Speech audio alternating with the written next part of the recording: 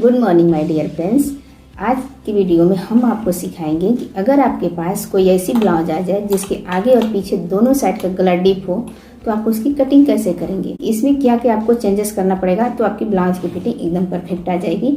तो चलिए हम आपका समय ज़्यादा नहीं लेंगे, कटिंग स्टार्ट करेंगे। लेकिन उसके पहले आपसे रिक्वेस्ट है कि आप इस वीडियो को एंड तक देखिएगा। एंड तक देखेंगे तो आपको प्रॉपर इसमें जो मेथड हम बताएंगे वो आपको समझ में आ जाएगा और इस मेथड से आप किसी भी साइज की ब्लाउज की कटिंग कर सकते हैं, क्योंकि ब्लाउज कटिंग करने का फार्मूला एक ही होता है, सिर्फ साइज अलग अलग होती है। तो अगर आपको मेथड पता रहेगा तो आप ब्लाउज की कटिंग आसानी से कर सकते हैं। तो चलिए हम कटिंग स्टार्ट करते हैं। तो देखिए फ्रेंड्स, ये साड़ी का ब्लाउज है और ये अस्तर है। 38 साइज का ब्लाउज बनाना है, छोटा बाजू का बनाना है। तो छोटा बाजू बनाने के लिए 80 सेंटीमीटर कपड़ा पर्याप्त होता है। ये 70 सेंटीमीटर से भी कम है, क्योंकि देखिए ये पूरा उरेब में है, फिर भी इतना में आराम से हो जाएगा। चलिए इसको साइड में रखेंगे। और जब भी हम अस्तर वाली ब्लाउज की कटिंग करते हैं तो सबसे पहले अस्तर पे कटिंग करते हैं। ये इसका अस्तर है, इस पर प्रेस लगा लिए हैं। कभी भी अस्तर पे प्रेस लगा लेते हैं, मेन कपड़े भी प्रेस लगा लेते हैं। ब्लाउज को डबल फोल्ड में फोल्ड कर लेते हैं। देखिए खुला वाला भाग बाहर की तरफ रखते हैं और बंद वाला भाग अपनी तरफ रखते हैं। पहले बैक पार्ट की कटिंग करेंगे। देखिए यहाँ से लंबाई नापते हैं तो जितना लंबा ब्लाउज बनाना रहता है उसमें 1 इंच प्लस कर लेते हैं। 13 इंच लंबा ब्लाउज बनाना है, 14 इंच पे मार्क लगा लेंगे। ½ इंच ऊपर प्लस करते हैं शोल्डर में और ½ इंच नीचे प्लस होता है कमर के लिए। बीच में देखिए 13 इंच बच जाएगा। ये ½ इंच ऊपर प्लस हुआ है और ½ इंच नीचे प्लस हुआ है। सेम मार्का यहाँ भी उठा लेंगे और इसे स्ट्रेट कर लेते हैं। बैक का गला 10 इंच ओपन रहेगा तो हम शोल्डर 5.5 लेंगे। ये सभी साइज के लिए कंपलसरी है। नीचे भी 5.5 पे मार्क लगा लेंगे। आर्म होल भी डाउन 5.5 पे करेंगे। अब इसे स्ट्रेट कर लेंगे। शोल्डर के लिए 3 पे मार्क लगाएंगे। नेक डाउन 10 है तो 10.5 पे मार्क लगाएंगे, क्योंकि ऊपर ½ इंच शोल्डर के लिए प्लस किए हैं। नेक ब्रॉड 7 इंच है तो 3.5 पे मार्क लगाएंगे और इसे भी स्ट्रेट कर लेंगे इस तरह से। आपको नेक ब्रॉड जितना रखना है उसका हाफ लेते हैं। तो देखिए हमें 7 इंच रखना है तो हम 3.5 इंच लिए हैं। इसके बाद से अपर चेस्ट की मार्किंग करते हैं। तो अपर चेस्ट जितना रहता है उसको 4 से डिवाइड कर लेते हैं और उसमें 2 सूत माइनस कर लेते हैं। अपर चेस्ट 35 है, 35 को जब 4 से डिवाइड करेंगे तो देखिए 8.25 आएगा और 8.25 में जब 2 सूत माइनस करेंगे तो 8.5 आएगा। 1.5 इंच इसमें लेते हैं सिलाई मार्जिन। ये सभी साइज के लिए कंपलसरी है। मार्जिन आप इससे कम ज़्यादा भी ले सकते हैं, ज़्यादा से ज़्यादा 2.25 इंच लेते हैं। इससे ज़्यादा मार्जिन नहीं लेते हैं। कम में आप 1 इंच भी ले सकते हैं, कपड़ा अगर कम रहेगा तो। नीचे देखिए कमर का चौथा भाग लेते हैं। जितना कमर रहता है उसको 4 से डिवाइड करते हैं। तो कमर 30 है, 7.5 आएगा। यहाँ पे 7.5 पे मार्क लगाएंगे। 1 इंच प्लस कर लेंगे डाट के लिए, जो कमर पे डाट लगता है उसके लिए। और 1.5 इंच इसमें भी मार्जिन ले लेंगे। सॉरी, 1 इंच पे मार्किंग लगाए हैं, 1.5 इंच पे लगाएंगे इस तरह से और इसे स्ट्रेट कर लेंगे। और देखिए यहाँ से सेंटर निकालेंगे इस तरह से डाट के लिए, और जहाँ पे इसका सेंटर आएगा वहाँ पे मार्क लगाएंगे। डाट की लेंथ हम 3 इंच तक रखते हैं डीप नेक में।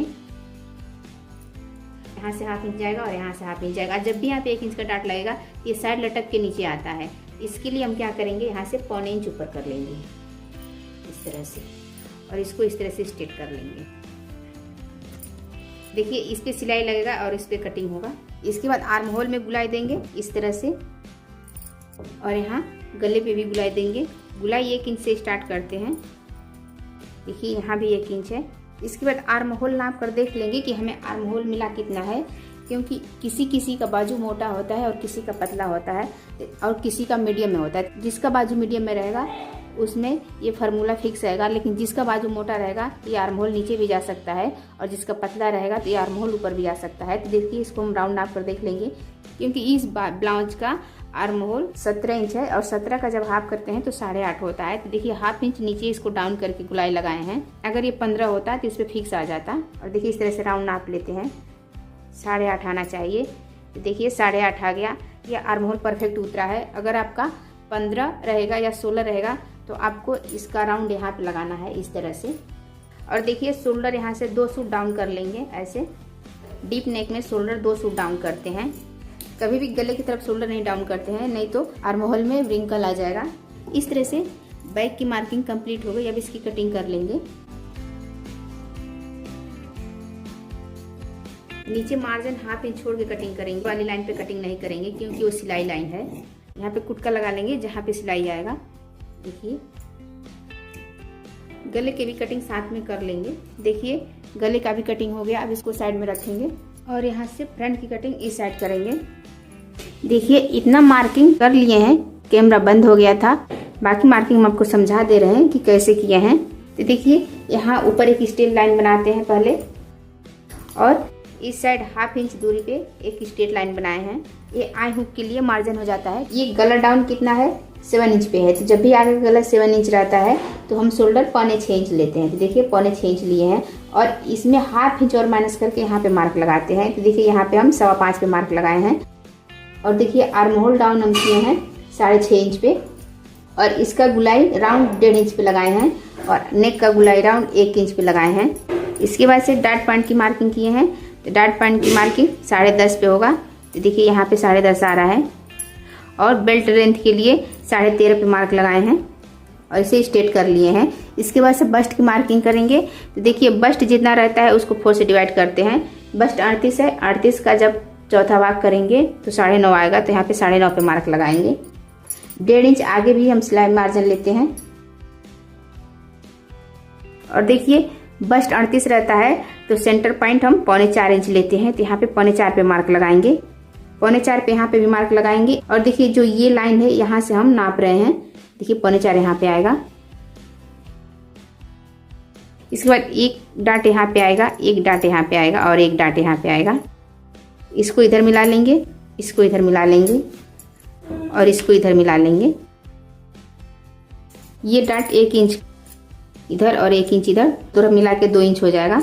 ये डाट ½ इंच का लगाएंगे, ½ इंच इधर और ½ इंच इधर। और यहाँ पे 1.25 इंच ऊपर राउंड देते हैं इस तरह से, और ½ इंच इधर ऊपर कर लेंगे ऐसे। ये बेल्ट का राउंड हो जाएगा इस तरह से। इसके बाद से बेल्ट की चौड़ाई आप 1.5 से 2 इंच ले सकते हैं। देखिए इस बेल्ट की चौड़ाई यहाँ पे हम मार्जिन छोड़ेंगे ½ इंच। आप 2 इंच भी ले सकते हैं और 1.5 इंच भी ले सकते हैं। तो देखिए हम 2.25 इंच ले रहे हैं यहाँ पे इस तरह से, और ये हो जाएगा आपका मार्जिन बेल्ट का। इसके बाद यहाँ पे ½ इंच छोड़ेंगे। कमर 7.5 है चौथा भाग, यहाँ पे 7.5 पे मार्क लगाएंगे। ये 1.5 इंच हो जाएगा आपका मार्जिन। ये आपका बेल्ट हो गया। इस तरह से फ्रंट पार्ट की भी मार्किंग कंप्लीट हुई। अब इसकी कटिंग कर लेंगे।